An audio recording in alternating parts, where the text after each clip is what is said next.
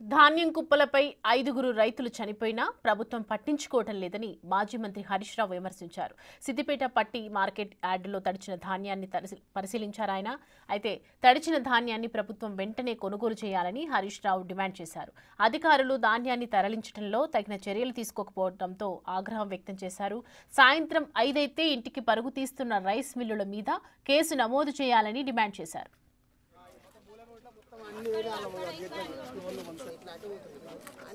రాష్ట్రంలో అకాల వర్షాల వల్ల రాష్ట్ర వ్యాప్తంగా రైతులు తీవ్రంగా నష్టపోయారు. రైతుల కళ్ళల్లో దుఃఖం, ఆవేదన చూస్తూ ఉంటే కడుపు తరుక్కుపోతా ఉంది. వారం 10 రోజుల నుంచి మార్కెట్ యార్డుకు ధాన్యం తెచ్చిన 10 రోజుల నుంచి కూడా ప్రభుత్వం కొనుగోలు ప్రక్రియ జరపకపోవడం వల్ల వర్షాల వల్ల ధాన్యం తడిచిపోయింది. ముఖ్యంగా ఇప్పటికే కాంటా అయిన సంచులు తడిచిపోయినాయి, కాంటా కానటువంటి సంచులు తడిచిపోయి ఉన్నాయి. ఒక మార్కెట్లో దాదాపు 500 కుప్పలు ఉన్నాయి. 500 కుప్పలు అంటే 100 లారీల సరుకు తడిచిపోయి ఉంది. ప్రభుత్వం ఇలా రాష్ట్ర వ్యాప్తంగా కూడా